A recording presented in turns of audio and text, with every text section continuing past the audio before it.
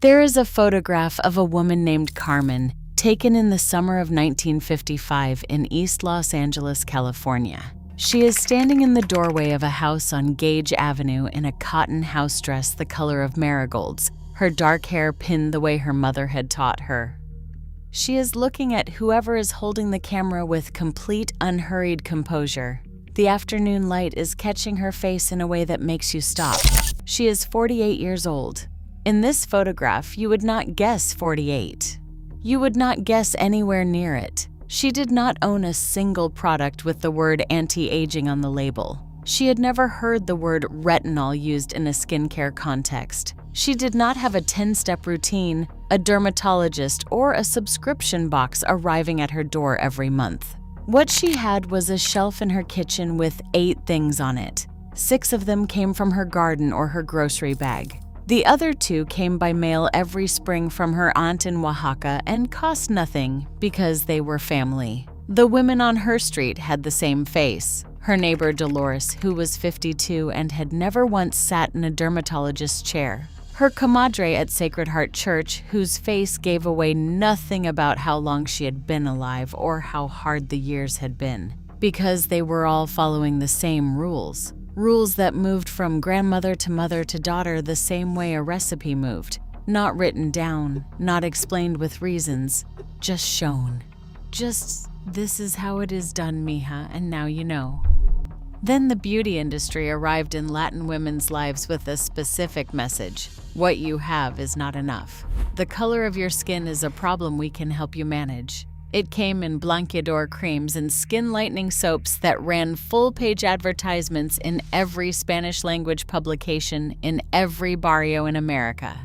It came with language designed to make a woman look at her own face and find a problem where her mother had shown her beauty. The industry did not offer better results. It offered doubt. And once a woman doubts what she has, she will spend the rest of her life buying what she is sold. This video is what Carmen had. Before the doubt arrived. Before number 9, subscribe. This channel exists to find exactly what Carmen had and bring it back. Hit that button, then let's go. Number 9. She washed her face with cold water every morning. Before the coffee, before the children were up, Carmen went to the kitchen sink and ran the cold tap until it was as cold as it was going to get. She splashed her face 6 times. Then she pressed a cloth against her skin once, blotted and did not rub, and that was the end of it. At night, she used warm water, never the same temperature twice in one day. Her mother had stood her in front of that same sink when she was 11 years old and shown her exactly how to do it. Not explained, shown. It was simply what you did in the morning, the same way you made the sign of the cross when you passed the church. Cold water applied to the face in the morning constricts the blood vessels near the surface of the skin, reduces the puffiness that accumulates during sleep, and temporarily tightens the appearance of pores that have expanded in the warmth of a bed. Dermatologists now sell this effect as cryotherapy facials, ice rollers, and cooling mists. The global facial toning market built around reproducing it is now worth over $2 billion a year. Carmen used the kitchen sink. The cold water was already running for the coffee. Number 8. She never let soap touch her face. Not once. Not ever. The bar of soap on Carmen's bathroom counter was for her hands, her arms, her body. It never went above the jawline. On nights when she had worn makeup, she used a small amount of olive oil from the kitchen to dissolve it, then rinsed with warm water. Water and oil when necessary. That was the entirety of her cleansing routine. Her grandmother had told her mother. Her mother had told her. El jabón no es para la cara. Soap is not for the face. No qualifier. No exception. Standard bar soap sits at a pH of between 9 and 10. Human skin maintains its acid mantle at a pH of between 4.5 and 5.5. Washing the face with alkaline soap strips that mantle disrupts the moisture barrier, and in skin with higher melanin concentration, can trigger the overproduction of melanin as the skin attempts to repair itself, producing the dark spots and uneven tone that the industry then sells brightening serums and correctors to fix. Carmen's grandmother did not know any of this. What she knew was that the women who washed their faces with soap had different skin than the women who did not. That was enough to know. The facial cleanser market is now worth over $15 billion a year. It was built on convincing women their faces were dirty in a way that water alone could not address. Carmen washed her face with water. Her skin never needed anything more because she never stripped it of what it already had. Number 7. She oiled her skin while it was still damp and never once did it any other way. After washing, Carmen did not dry her face. She pressed the cloth once and put it down while her skin still held moisture. Then the oil went on immediately. In summer, a few drops of olive oil from the stove. In winter, the small jar of coconut oil from the bathroom shelf. Damp skin. Every time, without exception. You do not moisturize dry skin. Her mother had told her this the way she told her which direction to stir the mole. Not as advice, as instruction. The skin's ability to absorb and retain moisture peaks in the brief window after water contact, when the surface is still warm and the outer layer of the epidermis is temporarily more permeable. Applying oil in this window traps the moisture already present in the upper layers of the skin. Applying the same oil to completely dry skin creates a barrier over nothing. Modern skincare lines now present this as a recent discovery and package specific products for this specific window. Carmen's mother had been doing it since before anyone printed it in a magazine. The global facial oil market is now worth over $4 billion a year. A significant portion of it is built on the same olive oil Carmen had on her stove, decanted into frosted glass, given a French name, and sold back at $40 a bottle. Carmen's cost $1.19. It served the pasta and her face with equal commitment and asked for nothing in return. Number 6. Castor oil on the brows and the hairline, every Sunday, without exception. Every Sunday evening before she set her hair for the week, Carmen worked a small amount of castor oil into her eyebrows and along her hairline from temple to temple, pressing into the thin skin where the hair first grew. She had been doing this since her 20s. It took 4 minutes. She did it the way she said the rosary. It was simply what happened on Sunday nights before the kitchen light went off. Her mother did it. Her aunt did it. Nobody called it a growth serum or a follicle protocol. It was castor oil on a Sunday. The same bottle under the sink. The same 4 minutes.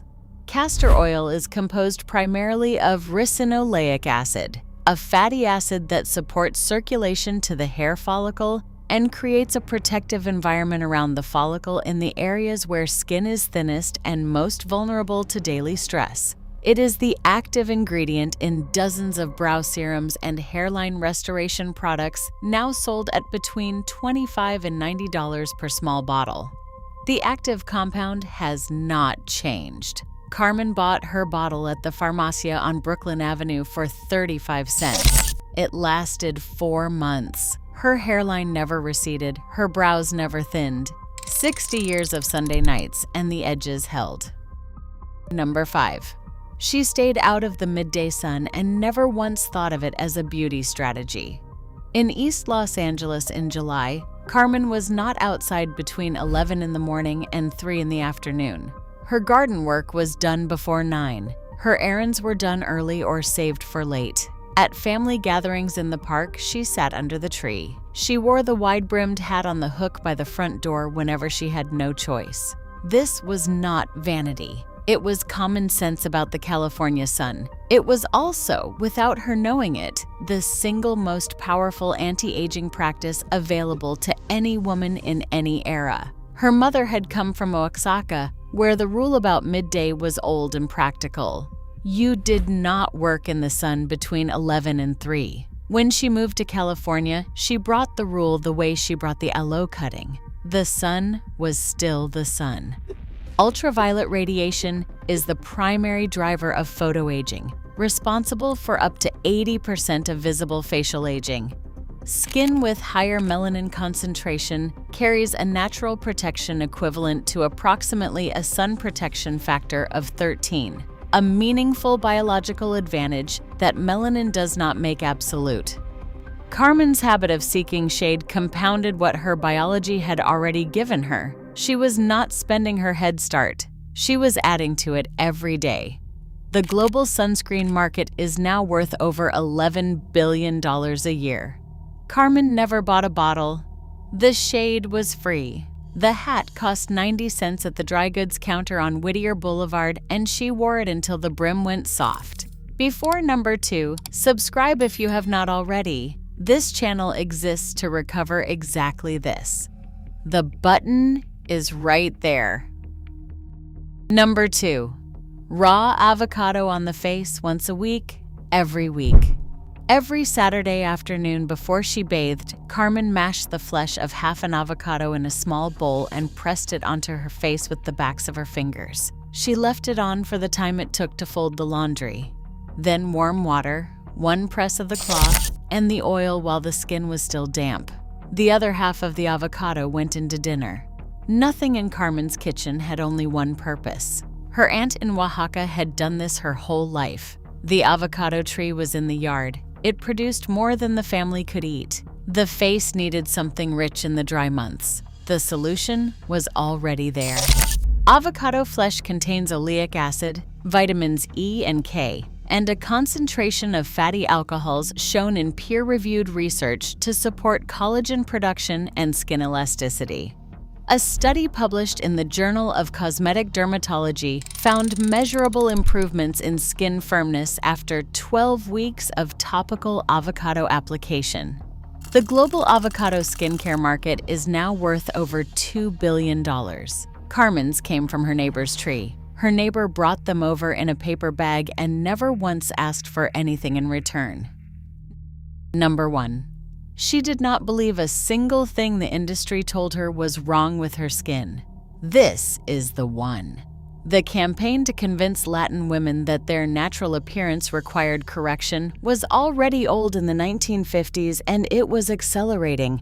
Blanqueador creams and skin lightening soaps ran advertisements in every Spanish-language publication with language that was consistent and deliberate.